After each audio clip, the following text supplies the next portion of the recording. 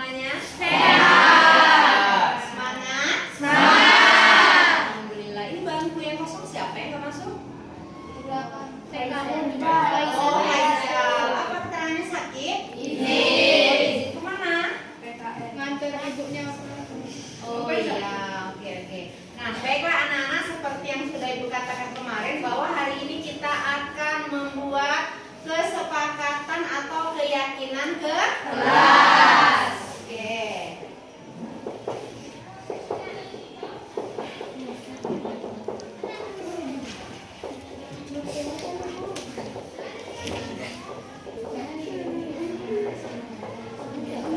Nah, jadi kesepakatan atau keyakinan kelas ini kita buat bersama-sama.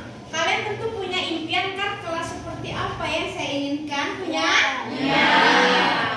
Ibu yakin. Jadi kita mulai menerapkan budaya positif. Kira-kira nanti saya ingin kelas yang saya impikan itu bagus, belajarnya tenang. Nah, apa misalnya contohnya kesepakatan kelasnya? Menggunakan juga nanti kalian tulis di kertas yang akan Ibu bagikan dengan bahasa yang santun, ya. Misalnya masuk kelas tepat waktu, ya. Kelas belajar dalam keadaan bersih setiap pagi. Oke, bisa Nana?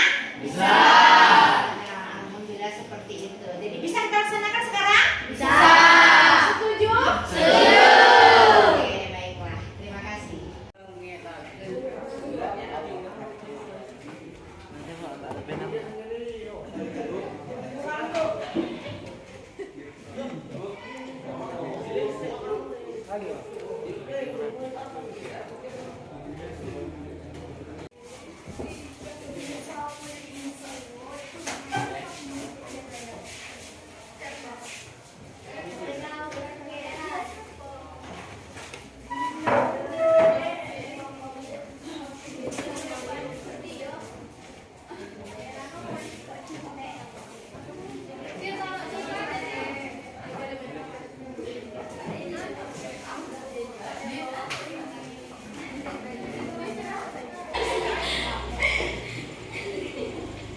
Menjaga kebersihan kelas, merawat kelas dengan sebaik-baiknya. Setuju?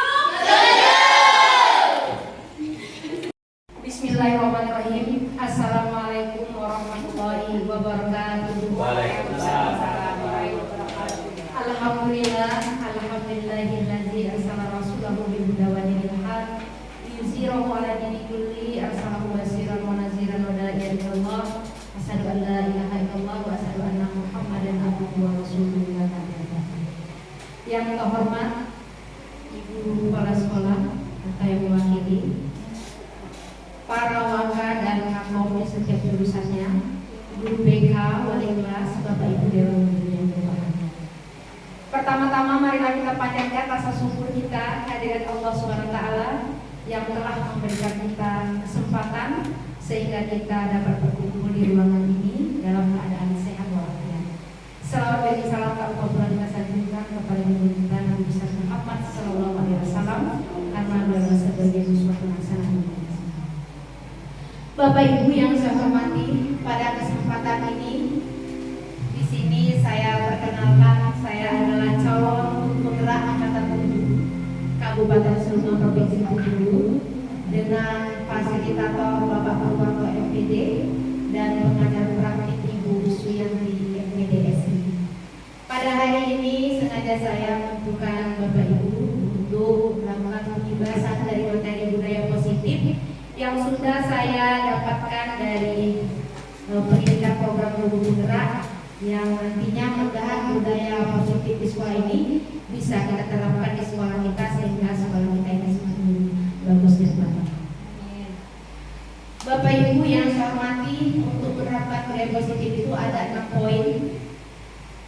Eksplorasi konsep budaya positif, ada perubahan paradigma, stimulus respon lawan dari kontrol, ada arti disiplin dan 3 motivasi perilaku manusia, ada keyakinan kelas, hukuman dan penghargaan, ada 5 kebutuhan dasar manusia, ada 5 posisi kontrol, dan yang terakhir ada segitiga restitusi. Inilah materi yang akan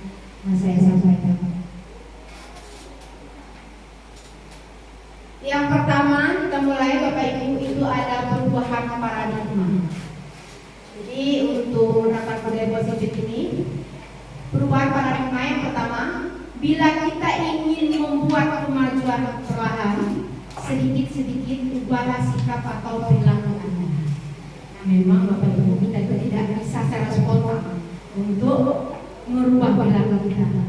Kita sedikit demi sedikit. Namun bila kita ingin memperbaiki cara-cara utama kita, maka kita perlu mengubah keran acuan kita. Keran acuan kita dulu. Ubahlah bagaimana Anda melihat dunia, bagaimana Anda berpikir tentang manusia. Ubahlah paradigma Anda, skema pemahaman dan penjelasan aspek-aspek tertentu tentang realitas. Kita lihat di situ ada stimulus respon tentang dunia. Kita melihat selama ini realitas kebutuhan kita itu sama. Padahal Bapak Ibu, realitas kebutuhan kita itu berbeda. Kemudian semua orang melihat hal yang sama. Padahal setiap orang itu memiliki gambaran yang berbeda. Selanjutnya, kita mencoba mengubah orang agar berpandangan sama dengan kita. Padahal kita berusaha memahami pandangan orang lain tentang dunia. Nah, ini perlu saya sampaikan bahwa filosofi Ki Hajar Dewantara itu mengatakan bahwa seorang pendidik itu diibaratkan seperti petani atau tukang kebun, ya, yang bertugas untuk memelihara tanaman. Jadi tanaman itu nanti dirawat dengan sebaik mungkin sehingga hasilnya atau buahnya itu bagus. Nah, kadang-kadang kan kita tidak seperti itu juga. Kita mengubah anak ini harus sama dengan pandangan kita.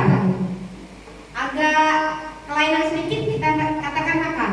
Nah, itu sebenarnya tidak seperti itu. Nah, bagaimana kita memandang bahwa anak ini semuanya tidak sama gitu? Karena memang kita sebagai pendidik itu berperan mendidik sesuai dengan kodrat Allah dan kodrat zaman. Anak kita ini dari berbagai latar belakang keluarga yang berbeda, lingkungan yang berbeda. Jadi tidak bisa kita memahami anak kita samakan saja, itu tidak. Seperti misalnya kita bertanam kangkung. Kalau menanam kangkung yang pertama itu tanahnya harus kita kubur dulu. Tanam bibitnya, kemudian nanti airnya, kita tahu kapan harus kita tumbuh. Nah, insya Allah dengan perawatan yang baik nanti daun kangkung itu bagus. Tidak sama misalnya dengan kita nanam sawit. Kalau nanam sawit, ya beda dengan pemeliharaan kita dengan kangkung. Kalau sawit itu bertahun-tahun, kangkung ini waktunya habis.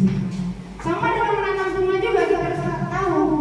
Karena kalau kaktus kita samakan dengan menanam, misalnya kita merawat pohon talas, beda. Kalau kaktus sering dikasih air, busuk dia. Tapi kalau talas langsung di daerah.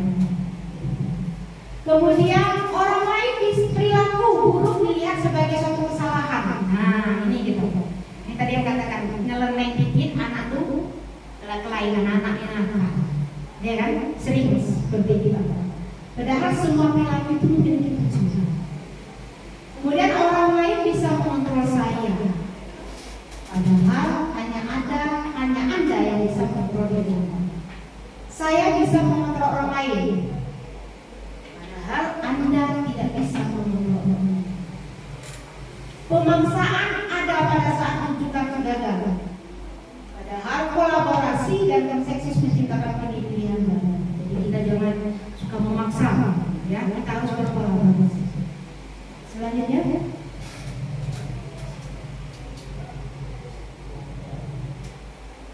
yang kedua, konsep disiplin positif dan motivasi. Nah, di sini ada pertanyaan program. Yang pertama, bagaimana cara membuat murid disiplin? Nah, Bapak Ibu, kira-kira gimana? Bagaimana cara membuat murid disiplin? Nah, coba Pak Sofyan. Baik, terima kasih Ibu. Ada beberapa hal yang membuat atau menciptakan supaya disiplin. Yang pertama kita buat aturan dulu. Bagaimana aturan itu sudah disepakati olah. Nah, dari aturan yang ada, baru kita mengarahkan anak untuk berada disiplin.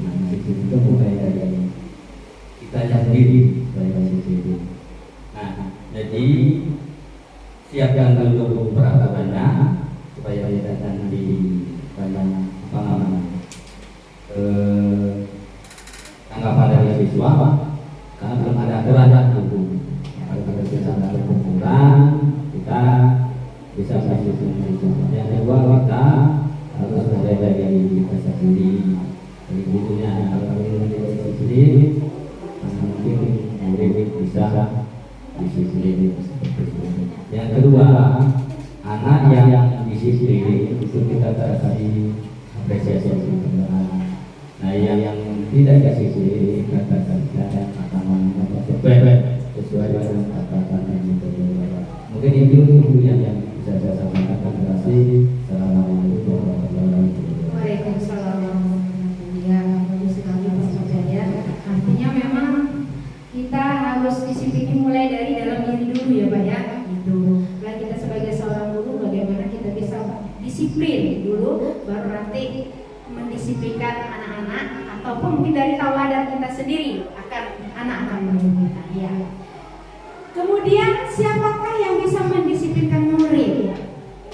Nah, Ibu kira-kira siapa yang bisa mendisiplinkan muridnya? Barangkali Bu Winda silakan. Terima kasih.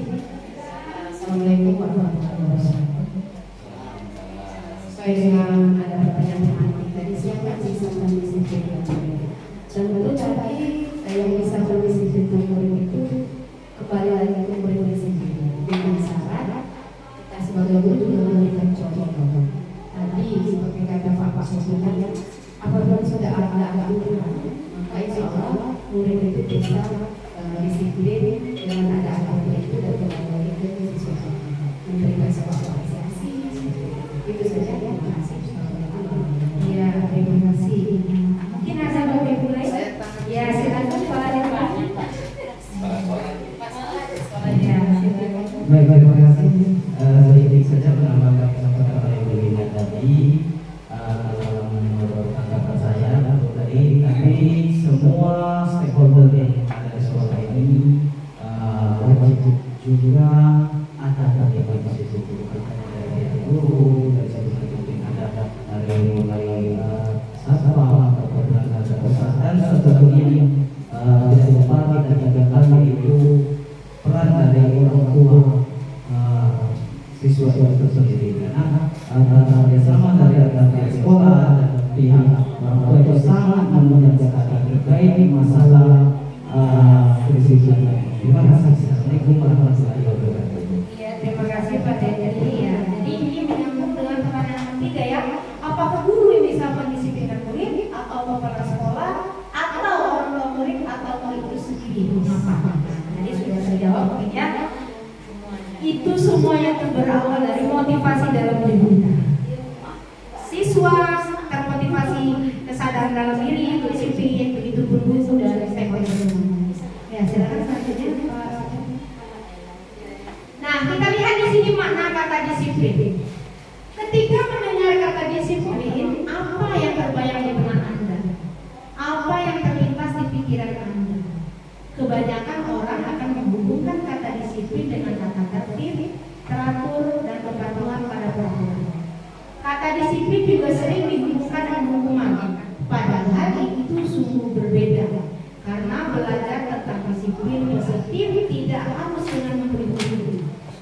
Justru itu adalah salah satu alternatif terakhir dan kalau perlu tidak digunakan sama sekali. Nah, tentu kalau saya mendengar kata disiplin, mendengar kata disiplin itu, pikiran saya itu adalah suatu hal yang baik. Nah, itu aja disiplin ya. Itu. Dan tadi dikatakan bahwa dalam budaya kita makna kata disiplin dimaknai menjadi sesuatu yang dilakukan seorang pada orang lain untuk mendapatkan kepatuhan. Kita cenderung menghubungkan kata disiplin dengan ketidaknyamanan. Maka Bapak Pendidikan kita Jaja Dewantara menyatakan bahwa di mana ada kemerdekaan, disitulah ada disiplin yang kuat. Sungguh pun disiplin itu bersifat self disiplin, yaitu kita sendiri yang mewajibkan kita dengan sekeras-kerasnya, tetapi itu sama saja. Sebab jika kita tidak cakap melakukan self disiplin, wajiblah penguasa lain mendisiplinkan ya diri kita. Dan peraturan demikian itulah ada dalam suasana yang merdeka. Nah, jadi memang disiplin itu penting ya. Dimulai memang dari dalam diri kita, Pak. Bagaimana mungkin kita bisa mendisiplinkan orang lain sementara kita itu tidak bisa disiplin terhadap diri kita sendiri? Sama saja halnya mungkin kita menuntut anak itu tepat waktu datangnya gitu. Nggak boleh terlambat, sementara diri kita sendiri kadang. Nah, itu ya. Jadi tetapi apabila tidak bisa kita itu mendisiplinkan diri kita, memang ini tadi perlu seseorang ya untuk atau penguasa lain yang mendisiplinkan yang mendisiplinkan. Anak-anak kita suruh disiplin tidak kerja, nah itulah kita peran kita sebagai guru. Kita bagaimana bisa untuk mendisiplinkan mereka. Nah di situ ada kalimat yang merah ini ya. Nih, merdeka itu artinya tidak terlepas dari perintah, akan tetapi juga cakap buat perintah diri sendiri. Nah ini, jadi intinya tuh jangan kita tuh hanya bisa perintahlah diri kita sendiri. Bisa nggak saya? Nah, kalau kita saya bisa, orang lain nggak bisa. Tapi jangan pernah kita aja nggak bisa, jangan pernah kita paksakan untuk orang lain bisa. Selanjutnya. Nah, yang ketiga untuk penerapan budaya positif ini motivasi perilaku manusia. Nah ini. Satu, untuk menghindari ketidaknyamanan atau hukuman ini adalah tingkat terendah dari motivasi perilaku manusia. Biasanya orang yang motivasi perilakunya untuk menghindari hukuman atau ketidaknyamanan akan bertanya, apa yang akan terjadi apabila saya tidak melakukannya? Sebenarnya mereka sedang menghindari permasalahan yang mungkin muncul dan berpengaruh pada mereka secara fisik, psikologis maupun tidak terpenuhnya kebutuhan mereka bila mereka tidak melakukan hal tersebut. Nah ini motivasi perilaku manusia ini untuk melakukan disiplin. Nah kita kadang kan disiplin misalnya datang ke sekolah. Kalau kita disiplin datang ke sekolah sebelum jam 7.30 tidak ada yang melihat kepala sekolah di situ, kita tetap ya apapun kondisinya kita tetap datang. Nah itu motivasi dalam diri ya. Nah itu ya dari dalam diri. Karena atau takutnya gini, aku datang tertidur karena takut ke kepala sekolah, takut dicatat oleh Bu Anggur, takut ditegur. Nah itu ya. Nah tadi menghindari ketidaknyamanan. Bagaimana kita itu ini ya motivasi perilaku dari dalam diri. Selanjutnya. Nah dua, untuk mendapatkan imbalan atau penghargaan dari orang lain. Satu tingkat di atas motivasi yang pertama, di sini orang berperilaku untuk mendapatkan imbalan atau penghargaan dari orang lain. Orang dengan motivasi ini akan bertanya, apa yang akan saya dapatkan apabila saya melakukannya? Mereka melakukan sebuah tindakan untuk mendapatkan pujian dari orang lain yang menurut mereka penting dan mereka letakkan dalam dunia dan kualitas mereka. Mereka juga melakukan suatu untuk mendapatkan hadiah pengakuan rasa imbalan. Nah motivasinya nih, nak rajin datang ini supaya dapat dipuji. Ya dipuji para sekolah, guru siang itu, misalnya kan rajin, ya kan. Anak-anak juga misalnya kan mungkin mengerjakan tugas ini karena ini tadi nanti dipuji guru. Nah ketika dia tidak mendapatkan itu, kalau itu motivasinya dia akan kecewa. Ya betul itu dari sini. Nah karena dia tadi motivasi itu ingin mendapatkan pujian atau penghargaan. Nah itu anak-anak juga seperti itu. Ketika kita mungkin terlupa untuk memberikan dia reward, dia akan kecewa. Saya malas lagi lah membuat itu rajin-rajin. Ini kan tidak ada gunanya, ya kan? Nah ini apabila kita termotivasi itu karena ini untuk mendapatkan imbalan dan penghargaan. Silakan. Nah yang ketiga, untuk menjadi orang yang mereka inginkan dan menghargai diri sendiri dengan nilai-nilai yang mereka percaya. Orang dengan motivasi ini akan bertanya, akan menjadi orang yang seperti apa bila saya melakukannya? Mereka melakukan sesuatu karena nilai-nilai yang mereka yakini dan hargai. Dan mereka melakukannya karena mereka ingin menjadi orang yang melakukan nilai-nilai yang mereka yakini tersebut. Ini adalah motivasi yang akan membuat seseorang memiliki disiplin positif karena motivasi perilakunya bersifat internal bukan eksternal. Nah, ada sesuatu yang dia inginkan dari apa yang dia lakukan itu. Yang ingin dia dapatkan. Selanjutnya. Nah, itu Bapak ya, motivasi tadi. Kemudian untuk penerapan budaya positif itu ada keyakinan kelas. Nah, keyakinan kelas ini ada pertanyaan pemantik di sini. Satu, mengapa keyakinan kelas? Mengapa tidak peraturan kelas saja? Nah, kira-kira apa? Ya, silakan Ibu buat dulu.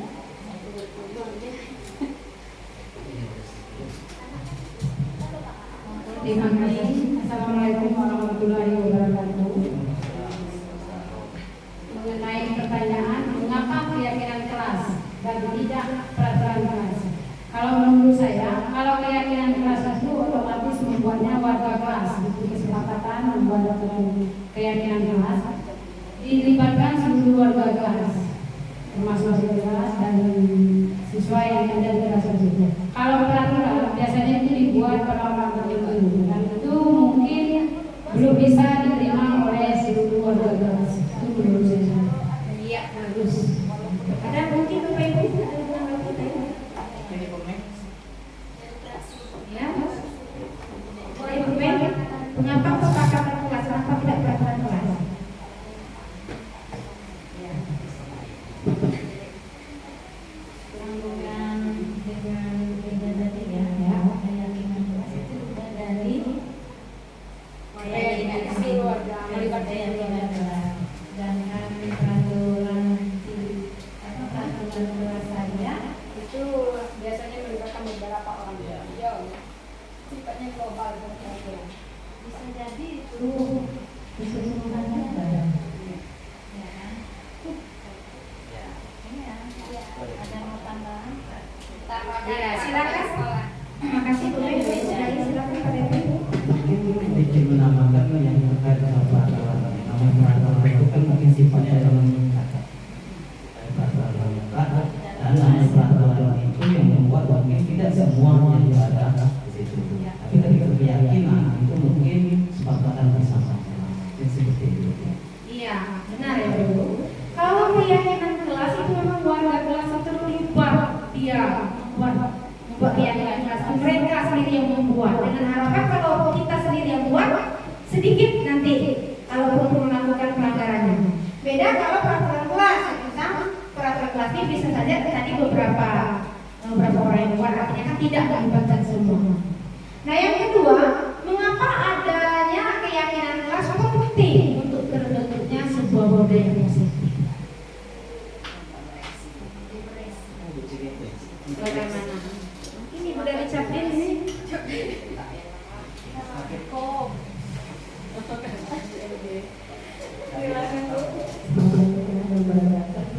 Mengenai pertanyaan mengapa adanya keyakinan kelas penting untuk terbentuknya sebuah budaya positif. Karena sebuah keyakinan itu adalah sesuatu yang kita yakini bersama-sama. Jadi ketika kita meyakini sesuatu yang benar, maka kita pun akan mengikhlas mengikutinya. Jadi untuk kita membuat sebuah keyakinan itu tidaklah mudah untuk kita tidak semudah kita membuat sebuah peraturan. Jadi ketika kita sudah yakin terhadap sesuatu itu benar, maka hati kita ikhlas, jalan pun juga akan lebih mudah. Tidak ada paksaan, tidak ada hubungan karena apa kepada keyakinan yang kita sendiri. Jadi dengan begitu, secara langsung budaya positif bisa menjadi luas. Iya, bagus sekali, Bu Resi, benar sekali ya. Kemudian yang ketiga, bagaimana membuat sebuah keyakinan kelas yang efektif? Nah, silakan.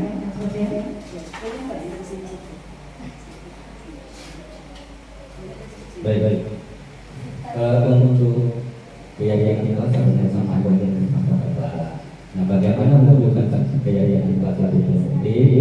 Yang pertama, keyakinan kelas itu didasari dengan kesadaran dari semua murid di kelas. Yang kedua, tidak selalu berat dalam menjalankannya. Seperti contoh misalnya kalau yang itu amat konsekuensinya harus denda 100.000 itu kan memberatkan. Nah, jadi bagaimana bisa diketahui? Yang pertama yaitu keyakinan kelas 1 bisa dijalankan secara sama pada kelas itu. Yang kedua memang bisa dijalankan. Kalau saya melakukan nanti saya dengan konsekuensi bukan hukuman, konsekuensi sudah disepakati bersama pada yang jadi dia harus melakukan hari. Nah, jadi secara biasa mungkin bila dia terlambat mungkin jadi ada perintah lagi dia langsung tahu bahwa saya kalau terlambat namanya itu. Jadi hukumannya bukan hukuman, konsekuensinya itu bisa dijalankan oleh siswa. Ini Iya, terima kasih. Ya, benar sekali ya Bapak Ibu. Mengapa keyakinan kelas? Ya, keyakinan kelas seperti tadi bahwa itu yang membuatnya adalah kesepakatan siswa-siswa semua. Kemudian keyakinan kelas juga tidak perlu banyak, gitu kan? Asal mudah untuk diingat oleh warga kelas itu. Kemudian insya Allah kalau mereka dilibatkan semua dalam membuat keyakinan kelas, saya sudah pernah melakukan membuat keyakinan kelas, kebetulan di kelas 10, coba itu saya berikan kertas, ditulis. Nah, kira-kira apa? Nanti setelah banyak itu kita inikan lagi, karena kadang-kadang kan anak itu ada yang membuat sama ya, misalnya nih, tidak boleh memakai sepatu di dalam kelas saat belajar, ya kan, sepatu. Katanya kenapa ini nggak boleh, ya kan? Karena bu, katanya kalau lagi dalam kelas kotor basah, kemudian bau sepatunya itu mencuat, seperti itu. Jadi sepakat semuanya sepakat. Nah ternyata memang betul. Ketika saya masuk kelas itu, memang anak-anak itu tidak ada yang pakai sepatu hari kerja. Artinya lebih mudah untuk mereka ini lakukan ya daripada peraturan yang mungkin dibuat oleh anak-anak. Silakan. Nah, mengapa keyakinan kelas? Mengapa tidak peraturan kelas? Pertanyaan berikutnya adalah mengapa kita memiliki peraturan tentang penggunaan helm pada saat mengendarai kendaraan roda 2 motor? Kemungkinan jawaban Anda adalah untuk keselamatan. Pertanyaan berikut adalah mengapa kita memiliki peraturan tentang penggunaan masker dan mencuci tangan setiap saat? Mungkin jawaban Anda adalah untuk kesehatan atau keselamatan. Nah, nilai-nilai keselamatan atau kesehatan inilah yang kita sebut sebagai suatu keyakinan, yaitu nilai-nilai kebajikan atau prinsip-prinsip universal yang disepakati bersama secara universal, lepas dari latar belakang suku, negara, bahasa maupun agama. Nah, menurut Gosser, suatu keyakinan akan lebih memotivasi seseorang dari dalam atau memotivasi secara intrinsik. Seseorang akan lebih tergerak dan bersemangat untuk menjalankan keyakinannya daripada hanya sekedar mengikuti serangkaian peraturan. Murid-murid pun demikian, mereka perlu mendengarkan dan mendalami tentang suatu keyakinan daripada hanya mendengarkan peraturan-peraturan yang mengatur mereka harus berlaku begitu. Nah ini, kalau sudah ada keyakinan dalam hal itu, kenapa dia harus pakai motor, pakai helm ketika mengendarai motor? Itu untuk keselamatan mereka. Artinya bukan karena takut dihukum oleh guru BK, takut nanti tidak boleh masuk di lubang. Tidak ada orang menegur, dia yakin bahwa menggunakan helm ya saat berpergian itu untuk keselamatan. Nah, begitupun kita menggunakan masker. Sama dengan kita Bapak Ibu, keyakinan kita kan, mau tidak mau dilihat kepala sekolah apa tidak, ya kan, mau dipuji teman atau tidak. Keyakinan kelas saya bahwa saya harus masuk tepat waktu. Ini kelupasan itu, nah, gitu ya. Selanjutnya, pembentukan keyakinan kelas. Satu, keyakinan kelas bersifat lebih abstrak daripada peraturan yang lebih rinci dan konkret. Yang kedua, keyakinan kelas berupa pernyataan universal. Yang ketiga, pernyataan keyakinan kelas senantiasa dibuat dalam bentuk positif.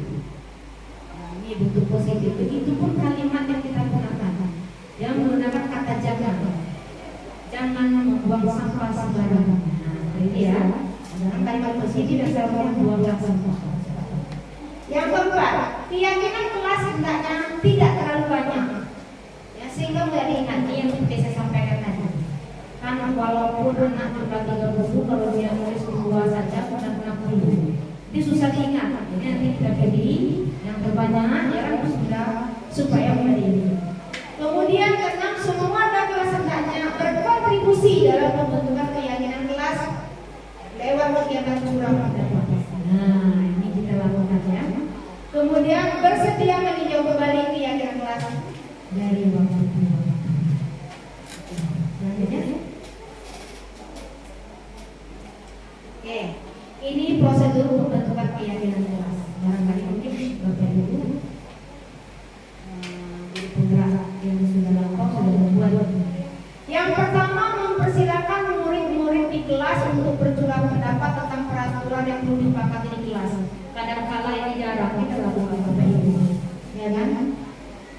kita jarang sekali mendengarkan curah pendapat tentang peraturan, meskipun seperti terpernah. Bagaimana sebaiknya kita dalam belajar ini, bagaimana yang kalian inginkan? Kita jarang sekali masuk duduk langsung dari pembelajaran atau anak buat ini tanpa untuk kita curah pendapat. Sementara anak itu, oh kita begini bu, dan kita mau buat ini, mereka nanti itu yang berkeyakinan, mereka yang lebih untuk memudahkan ya pekerjaan kita. Kemudian dua, mencatat semua masukan-masukan para murid di papan tulis atau di kertas besar, kertas ukuran poster, di mana anggota kelas bisa melihat hasil curah pendapat. Nanti kita ini Bapak Ibu ya, ada kita berikan kertas, nanti dulu mereka tulis, lalu nanti kita akan tempelkan ke depan ya, itu ada. Kemudian susunan keyakinan kelas sesuai prosedur pembentukan keyakinan kelas. Nah, gantilah kalimat-kalimat dalam bentuk negatif menjadi positif. Contoh, kalimat negatif. Kita seringkali itu menggunakan kata jangan. Jangan berlari di kelas. Ya, jangan berlari di kelas. Seharusnya bisa kita ubah apa, Bapak Ibu? Berjalannya dengan baik menuju kelas. Kemudian atau perjalanan di kelas, ya perjalanan di kelas. Atau seperti tadi, jangan membuang sampah sembarangan. Bisa kita itu buanglah sampah. Jangan mencontek. Nah ini ya, nah mungkin ini jangan mencontek ya, guru BK ya, jangan mencontek. Apakah kita katakan itu? Padahal bisa kita ganti kalimatnya apa?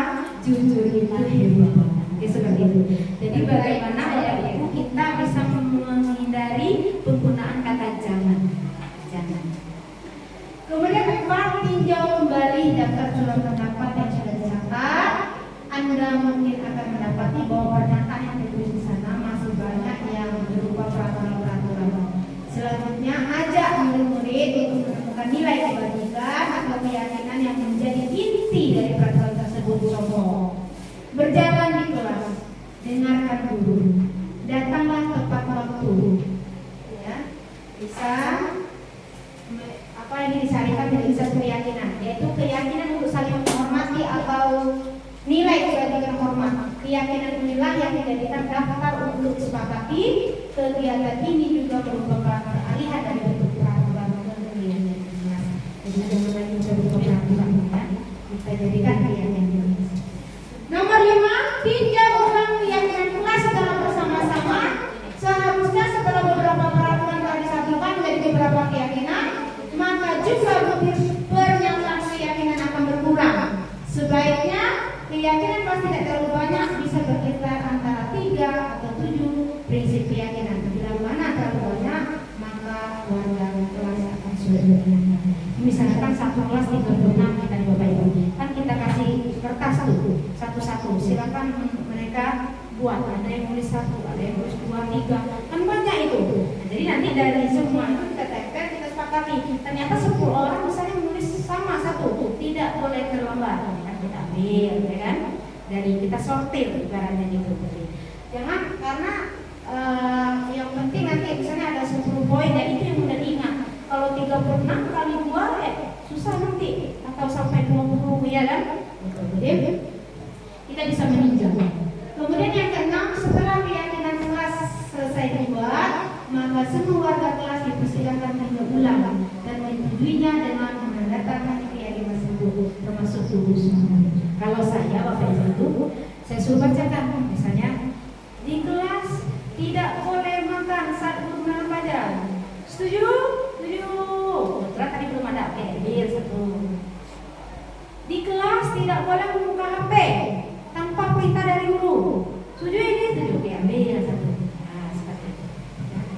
Kemudian, dan memang keyakinan kelas selanjutnya bisa dikaitkan dengan atau ditempel ya di kelas, mudah untuk dilihat dan diingat.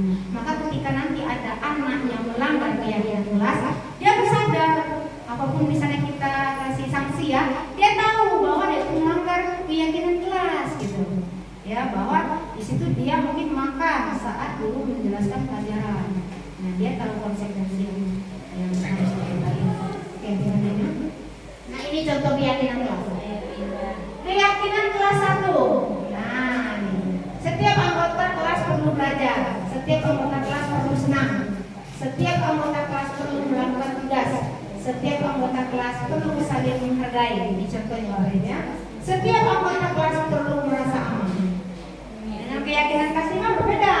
Selalu bersikap positif, senantiasa menjadi diri terbaik, percaya dan menghormati orang lain serta barang miliknya, berkomitmen terhadap setiap tugas, senantiasa membantu.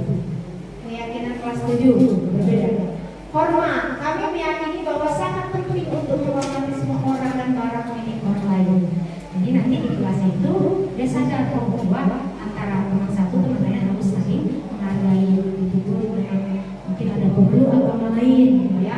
Kemudian sama-sama menjaga barang orang lain, ya kan? Di situ.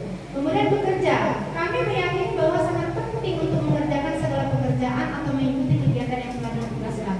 Yakin mereka manakala nanti mereka tidak melakukan itu, ya berarti mereka tidak sesuai dengan keyakinan kelas, mungkin nanti dapat sanksi atau pemberhentian.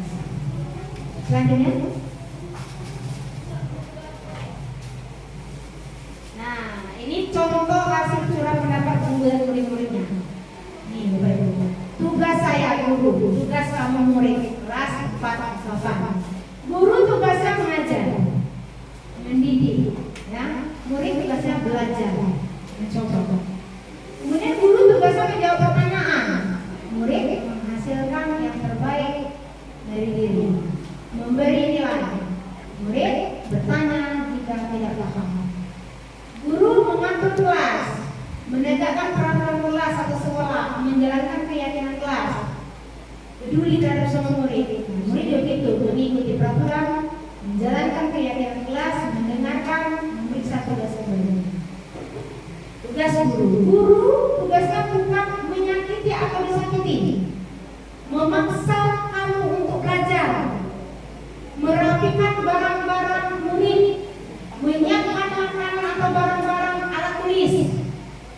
Guru tugasnya bukan menyakiti atau disakiti, mengeluh, merusak barang pribadi orang lain, melakukan tugas guru, memutuskan untuk pengakuan. Artinya kenapa? Kita harus di sini sejauh berapa bulan murid ya. Artinya dengan kita tahu tugas guru dan tugas murid, kemudian apa yang menjadi tugas guru, nah mudah-mudahan nanti lebih keyakinan kelas yang sudah dibuat tadi lebih baik.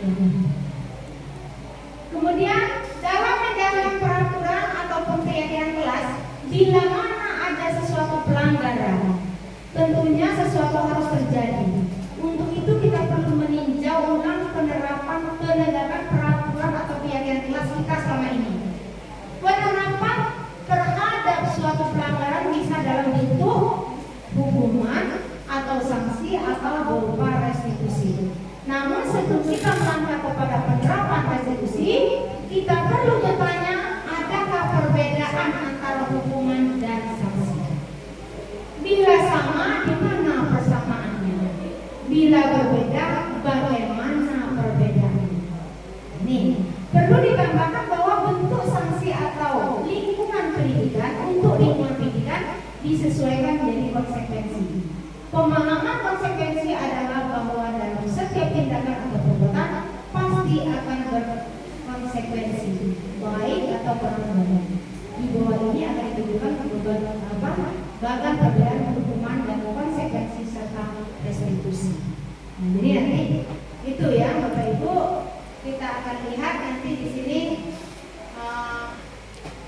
bahwa setiap penerapan terhadap suatu pelanggaran bisa dalam bentuk hukuman atau sanksi atau berupa restitusi. Nah, antara ketiganya ini memiliki perbedaan.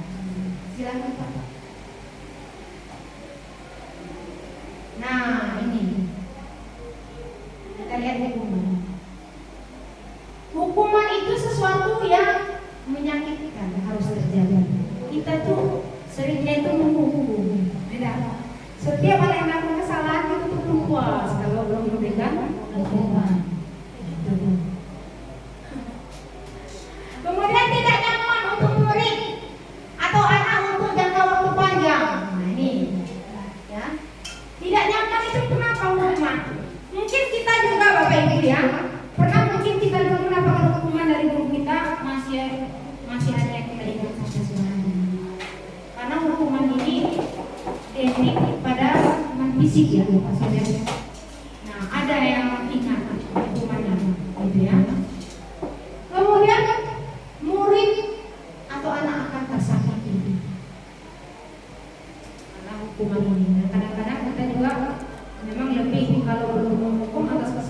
puas.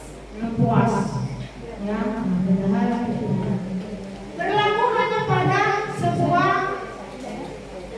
institusi, tidak berlaku pada kehidupan nyata. Peraturannya ini ya, pokoknya kamu harus ya. Dan anak-anak ini membenci sekali peraturan. Anda takut kalau melanggar peraturan pasti dapat hukuman. Nah, ini identitas berhasil, dikatakan disiplin, sanksi dan konsekuensi. Sesuatu harus terjadi. Misalnya dia tidak mengerjakan PR. Kalau hukuman push up 10 kali. Tapi kalau dia dengan tidak mengerjakan PR, dia mencari jawaban. Nah, dengan diberikan beberapa waktu, misalnya tambah waktu itu namanya konsekuensi. Kemudian tidak jangan mentunturin anak untuk jangka waktu PPD.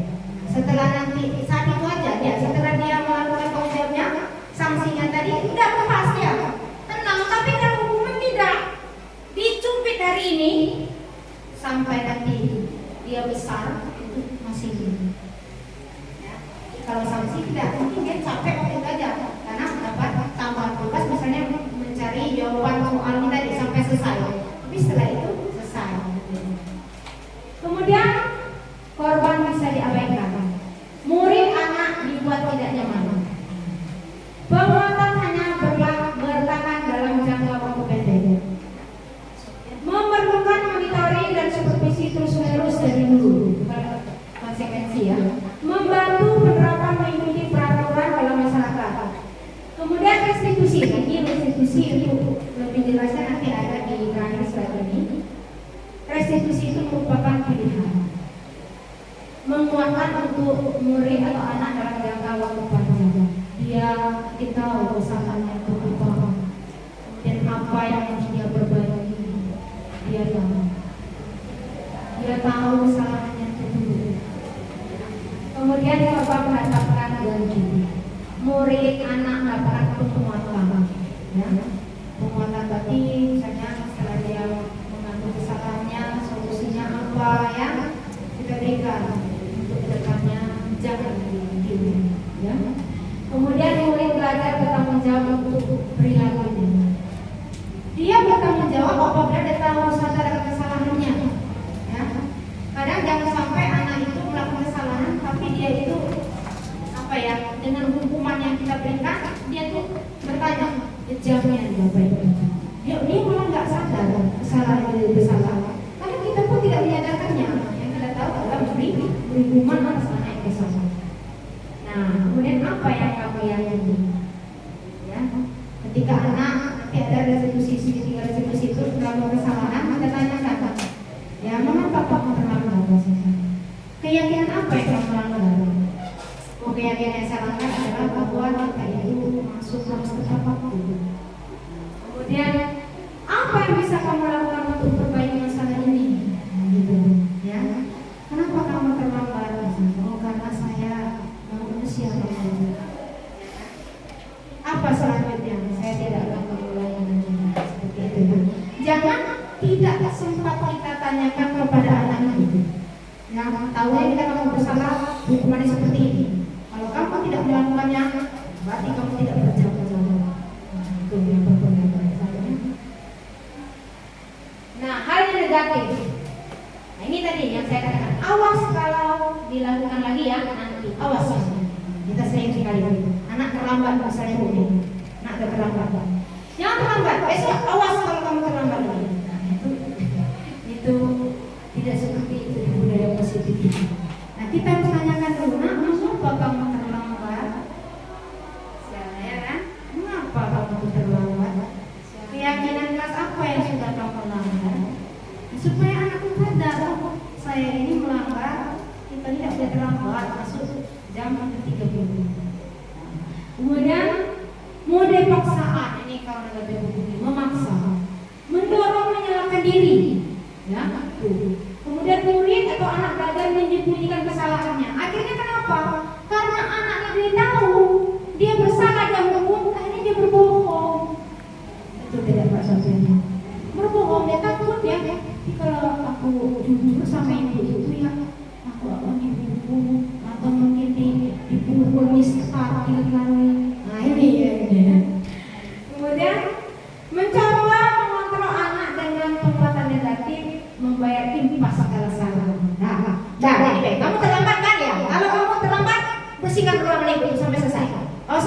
deh.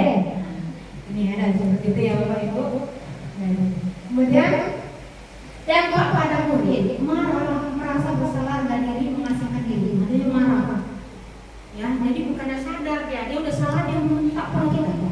Ya, karena mungkin cara kita. Itu. Kemudian merasa bersalah berlebihan, ya bisa jadi. Anak yang marah, merasa bersalah berlebihan itu ada juga anak yang berdiri. Ya. Tiba-tiba tidak diharapkan akan sangat melukai, menyakitkan. Guru menjalani konsekuensi dengan menyalahkan, mengkritik, menyindir, merendahkan. Ini tidak boleh. Ya. Kemudian kalau netral, lakukan apa yang saya katakan. Stimulus respon, mendorong kepatuhan, konsep yang baik, murid anak belajar taat peraturan, mencoba mengontrol anak dengan penguatan positif, kehilangan hak, waktu jeda seorang diri, penanganan, ya, kemudian sudah diketahui masuk akal. Ya kan? Kita mengerjakan PR, tangan di telinga, kaki diangkat sebelah. Ya sampai ya silakan boleh. Kalau dalam tubuh Mas tadi sebenarnya bagus ada sisi positifnya. Apa itu? Ketika diberikan hukuman efek jerah itu pasti ada, tidak ada melakukan kesalahan itu gimana. Contohnya kemarin kita juga menghukumnya ketika dapat terlambat mau berapa doa. Akhirnya hari itu dia merasa sakit, biasanya dia tidak ulang lagi. Itu kalau bagusnya ada sesi positif dan itu ada sesi negatif. Ya. Nah, cuman begini. Kalau hukuman ini kan lebih ke fisik, lebih ke fisik. Mungkin lebih baik anak terlambat loncat pagar itu kita buat sanksi atau konsekuensi aja, gitu kan? Konsekuensi itu beda. Itu mungkin dengan sanksi dan konsekuensi nanti juga bisa untuk berubah. Takutnya nanti kalau kita kemarin apa sanksinya yang berbeda? Anak yang loncat pagar apa hukumannya? Itu mana dikembalikan kepada wali kelas hukumannya dari 1 ke 5 itu. Jadi sakit sekali Bu. Dan bagi anak-anak yang lain dia menerima itu salah saya dan tidak akan mengulang lagi karena nanti ketika mengulang lagi hukuman yang sama yang akan berikan. Maka efek jerahnya dia tidak akan melakukan kembali. Nah itu, jadi perlu juga mungkin kenapa anak itu berulang-ulang untuk melakukannya. Mungkin kita perlu melakukan restitusi, pemenuhan kebutuhan dasar. 5 kebutuhan dasar manusia menurut Dr. William Glasser dalam Choice jawaban. 5 kebutuhan dasar manusia itu, ya, seluruh tindakan manusia itu yang pertama kebutuhan bertahan hidup. Nah, kebutuhan bertahan hidup atau survival adalah kebutuhan yang bersifat psikologis. Untuk bertahan hidup, misalnya kesehatan, rumah dan makanan, serta seks sebagai bagian dari proses reproduksi, termasuk kebutuhan bertahan hidup juga. Ya. Kemudian yang kedua ada kebutuhan cinta dan kasih sayang, kebutuhan untuk diterima. Nah, kebutuhan ini, ya, dan ketiga kebutuhan berikutnya adalah kebutuhan psikologis, kebutuhan untuk mencintai dan memiliki kebutuhan atau hubungan dan koneksi sosial, kebutuhan untuk memberi dan terima kasih sayang, dan kebutuhan untuk merasa menjadi bagian dari suatu kelompok. Kebutuhan ini juga meliputi keinginan untuk tetap terhubung dengan orang lain, seperti teman, keluarga, pasangan hidup, teman kerja, bidang pengetahuan dan psikolog di mana terdapat. Ada cinta kasih sayang Alek ini. Itu ya. Jadi anak-anak yang memiliki kebutuhan dasar cinta dan kasih sayang yang tinggi biasanya ingin sukai dan diterima oleh lingkungannya. Kemudian ada kebutuhan penguasaan. Ini adalah kebutuhan pengakuan dan kebebasan. Ya. Kebutuhan ini berhubungan dengan kekuatan untuk mencapai sesuatu, menjadi kompeten, menjadi terampil, diakui atas prestasi dan keterampilan kita, didengarkan dan memiliki rasa harga diri. Kebutuhan ini meliputi keinginan untuk dianggap berharga, bisa membuat perbedaan, bisa membuat pencapaian, kompeten, diakui, dihormati. Ini meliputi self system, esteem yang ingin untuk dilakukan. Kita juga ada seperti itu. Kebutuhan untuk merasa diakui aku di atas kemampuan, ya. Kita tuh mau dianggap gitu kan, jangan sampai kita merasa tidak dianggap. Kemudian kebutuhan kebebasan, kebutuhan akan pilihan. Kebutuhan untuk bebas adalah kebutuhan akan kemandirian, otonomi, memiliki pilihan dan mampu mengendalikan arah hidup seorang. Anak-anak dengan kebutuhan kebebasan yang tinggi menginginkan pilihan. Penegasan, bertahan hidup, bertahan hidup, maka itulah pada untuk bertahan hidup. Kasih sayang juga perlu perhatian, ya. Kebebasan juga seperti itu. Kadang dia suka mengganggu temannya itu, dia senang melihat temannya susah sebenarnya kan, tapi dia jaga itu masalah. Kemudian, kesenangan ini yang saya sebutkan tadi. Kebutuhan akan kesenangan adalah kebutuhan untuk mencari kesenangan, bermain dan tertawa. Bayangkan hidup tanpa kenikmatan apapun, betapa menderita. Leser menghubungkan kebutuhan akan kesenangan dan belajar. Ya kan, ini kita posisi manajer. Kita tetap dengan kesalahan anakku, suara harus tulus hidupnya. Ini tadi restitusi. Yang terakhir, Bapak Ibu, segitiga restitusi. Oke.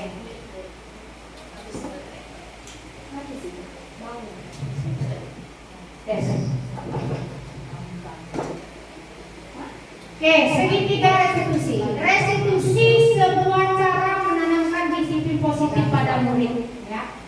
Restitusi adalah proses menciptakan kondisi bagi murid untuk memperbaiki kesalahan mereka, sehingga mereka bisa kembali pada kelompok mereka dengan karakter yang lebih kuat. Restitusi juga adalah proses kolaboratif yang mengajarkan murid untuk mencari solusi untuk masalah dan membantu murid berpikir tentang orang seperti apa yang mereka inginkan dan bagaimana mereka harus memperlakukan orang lain. Nah ini, jadi dengan restitusi ini proses kolaboratif ya, yang mengajarkan murid untuk mencari solusi dari permasalahan. Jadi masalah ketika anak itu berbuat salah, bermasalah, jangan kita perpanjang lagi, mencari-cari lagi, tidak. Tapi kita bagaimana mencari solusi dari permasalahan itu. Restitusi membantu murid menjadi lebih memiliki tujuan, disiplin positif. Nah, contohnya nanti ada contoh restitusi. Kita akan bertanya terlambat. Kita bertanya mengapa dia terlambat. Atau bahkan kita melakukan ini, penguatan identitas.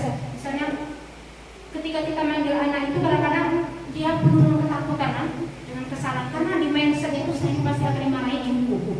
Nah, bagaimana kita melakukan?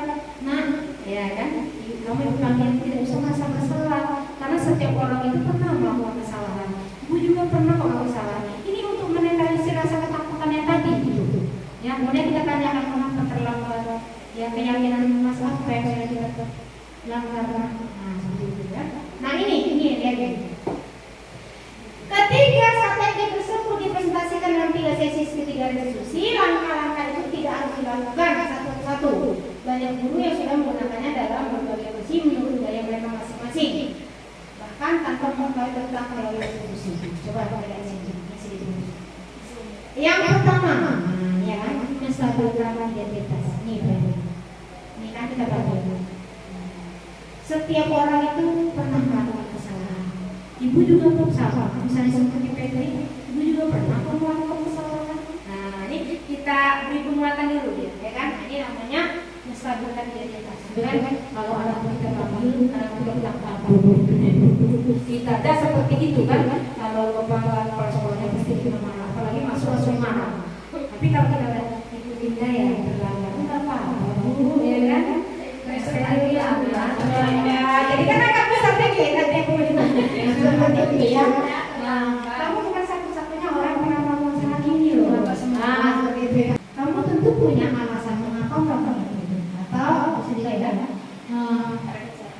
kamu tentu punya alasan mengapa kamu melakukan itu. Saya tadi kan saya terlambat bu. Ini kayak ini apa namanya tuh? Ini nanti yang pertama itu maaf Bapak Ibu menstabilkan identitas. Kemudian kita validasi tindakan yang salah. Ini tadi. Kenapa kamu terlambat, Petri? Nah, ya kan? Kamu tentu punya alasan mengapa melakukan itu. Punya bu, saya terlambat karena kesiangan, kamu pas puasa jam 7, sementara belum mandi, belum makan jarak jauh. Nih. Kemudian, adakah cara yang lebih efektif untuk mendapatkan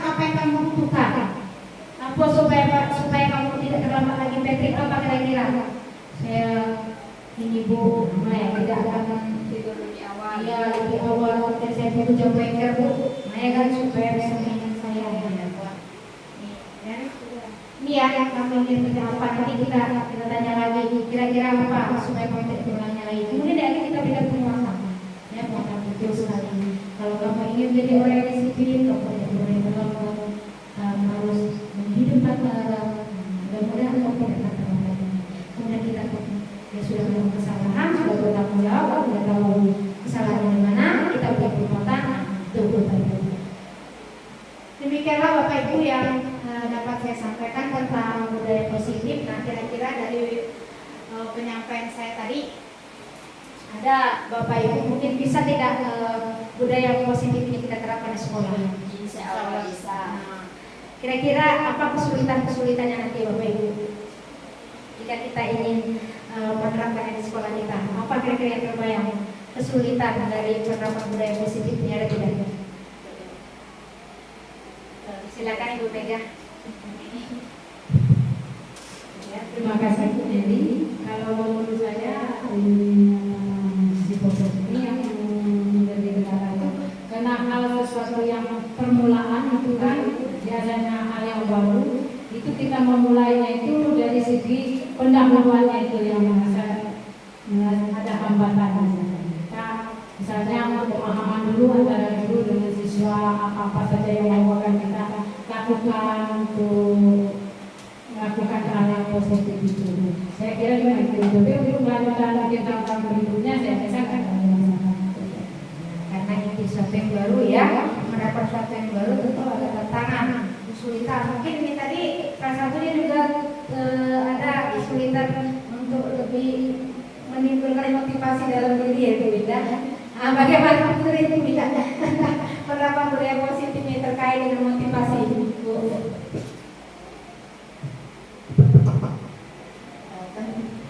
Baik, terima kasih. Tentunya untuk pada budaya positif yang harus kita bangun itu dari penerapan Mega pendahuluannya dulu. Mungkin kami akan belajar dulu dari cara berbeda yang telah memberikan materi pengimbasan ya. Nah, jadi mungkin dari yang telah dikasih materi yang sudah Ibu Nelly sampaikan, mungkin sudah bergerak di kami. Mudah-mudahan nanti kami bisa menerapkan di kelas 1 budaya dari membuat keyakinan kelas yang pernah kami lakukan, kemudian mengenai hubungan dan konsekuensi dari itu adalah hal awal yang harus kami lakukan.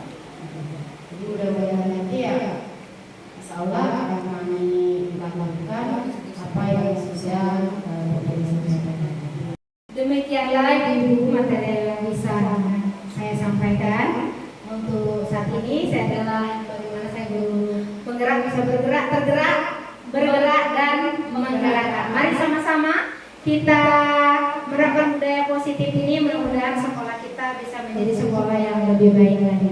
Terima kasih dan salam dan bahagia. Wassalamualaikum warahmatullahi wabarakatuh.